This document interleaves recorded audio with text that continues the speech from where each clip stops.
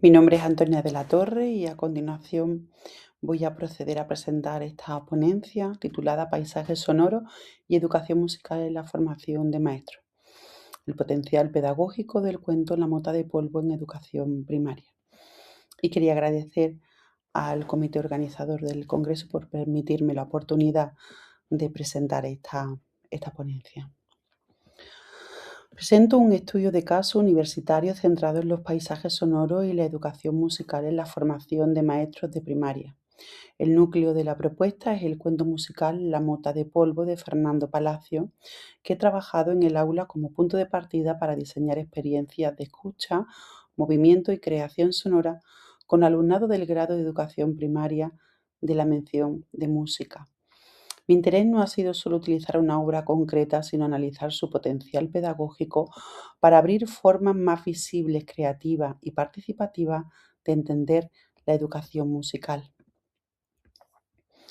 Esta experiencia se sitúa en la asignatura didáctica de la expresión musical dentro del grado de educación primaria, con estudiantes que se están formando como futuros docentes especialistas en educación musical y que necesitan propuestas reales, transferibles y viables para sus futuras aulas. Desde ahí surge una pregunta de fondo: ¿cómo pasar de una enseñanza musical centrada casi exclusivamente en contenidos formales a otra en la que también tenga peso la atención, la imaginación y el bienestar emocional del alumnado?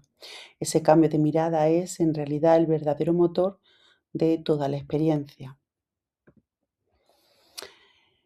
En esta diapositiva planteo el contraste entre dos formas de entender la educación musical.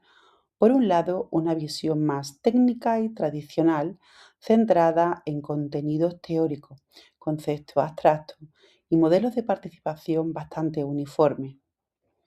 Por otro lado, una visión integradora apoyada en los paisajes sonoros, donde el foco se desplaza hacia la escucha del entorno, la experiencia corporal, la emoción y la diversidad de formas de participar. No se trata de rechazar lo teórico, sino de ampliarlo. La idea es que la música en la escuela pueda ser también un espacio de experiencia, relación y construcción de sentido compartido. A partir de ahí, el estudio se organiza en torno a tres objetivos principales.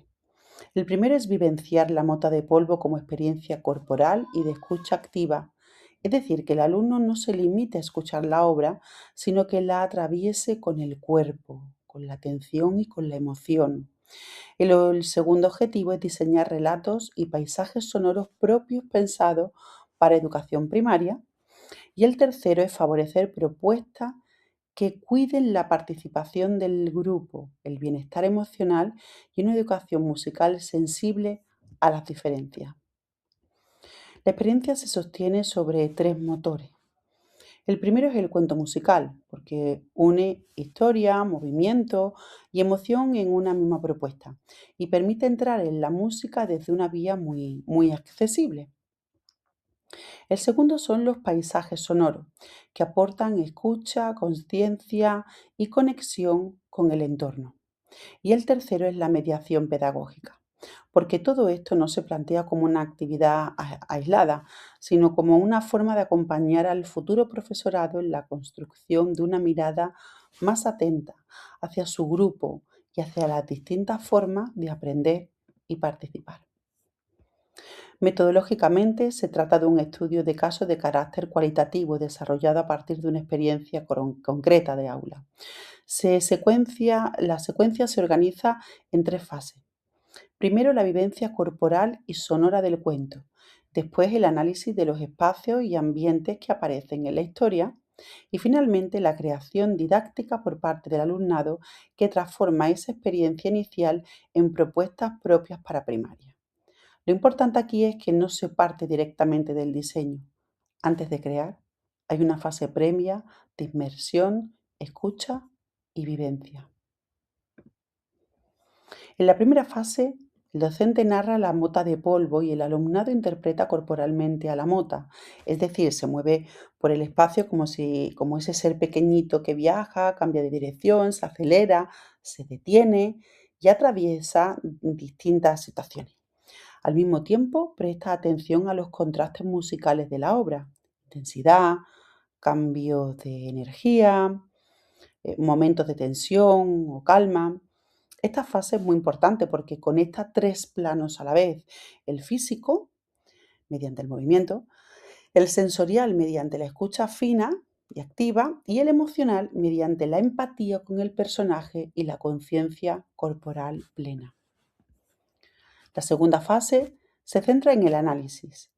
Una vez vivida la obra, el alumnado identifica los lugares que recorre la mota y los reorganiza en categorías. Por ejemplo, espacios domésticos, espacios públicos, espacios ligados a la emoción o a la acción, como situaciones de peligro, zonas de juego o momentos de tranquilidad. Ese paso es clave porque convierte el relato en material didáctico. Los escenarios literarios dejan de ser solo parte del cuento y pasan a entenderse como posibles escenarios sonoros escolares que pueden ser recreados, transformados y utilizados en las futuras aulas. En la tercera fase aparece la creación didáctica. En pequeños grupos, los estudiantes diseñan historias nuevas y paisajes sonoros propios, inspirados en la lógica de la mota de polvo, pero ya con una intención pedagógica. Para ello utilizan recursos muy variados y sencillos como la voz, la percusión corporal, objetos del aula, instrumentos de pequeña percusión y en algunos casos recursos tecnológicos básicos. Lo relevante es que no trabajan solo la invención sonora, también piensan cómo llevar esa propuesta al aula de primaria, cómo secuenciarla y cómo hacer que tenga sentido para niños y niñas de esas edades. A veces hablamos mucho de participación, pero conviene precisar qué significa realmente. En este caso se plantean distintas formas de intervenir: participación verbal, narrando; participación visual o gestual, dibujando o observando; participación sonora, produciendo sonido; y participación física, moviéndose por el espacio. Además, se incorporan apoyos visuales y gestuales que ayudan a sostener la actividad y a que cada estudiante pueda encontrar su modo de estar presente en el aula. La inclusión, por tanto, no se entiende aquí como una etiqueta, sino como una organización didáctica que multiplica las puertas de entrada y se hace accesible a todo el alumnado. En cuanto a los resultados, una de las primeras cuestiones observadas es la fuerte integración entre relato, sonido y movimiento. Las producciones del alumnado muestran historias nuevas, personajes propios, divertidos y soluciones sonoras muy creativas elaboradas con recursos básicos. Eso tiene interés porque demuestra que no hace falta una gran complejidad técnica para generar experiencias ricas desde el punto de vista expresivo. El cuerpo aparece además como vehículo central de expresión, no como complemento, y eso modifica bastante la manera en que los futuros maestros entienden la práctica musical. Otro resultado relevante tiene que ver con la nueva mirada docente que empieza a construirse. En las reflexiones finales del alumnado aparece una idea recurrente: la clase de música deja de verse solo como un espacio para enseñar contenidos formales y pasa a entenderse también como un lugar de relaciones, emociones y escucha compartida. Se aprecia una sensibilidad creciente hacia las necesidades diversas del grupo, un mayor cuidado por estructurar bien la secuencia y una comprensión más amplia de lo que significa hacer música en la escuela. Este camino, aunque surge en una experiencia concreta, tiene implicaciones claras para la formación inicial del profesorado. En la discusión propongo pensar esta experiencia como un doble viaje. El primero es personal. El alumnado vive el cuento, entra en la música a través de la historia, del cuerpo y de la emoción, y eso genera una transformación empática. Y el segundo viaje es profesional. A partir de esa vivencia, los estudiantes empiezan a preguntarse qué necesita su futuro grupo y cómo puede participar cada niño y cada niña de forma significativa. En ese sentido, el paisaje sonoro deja de ser una técnica puntual y se convierte en una manera de pensar la clase de música como espacio para construir significado en común a través de los diferentes roles, como he mencionado anteriormente. Como en conclusiones diría en primer lugar que el cuento musical vivido en el cuerpo constituye un eje muy potente para la formación del docente.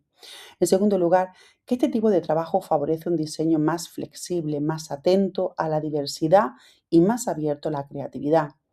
Y en tercer lugar, que ayuda a situar el bienestar emocional en un lugar centrado dentro de la educación musical, no como añadido, sino como parte del propio proceso de aprendizaje.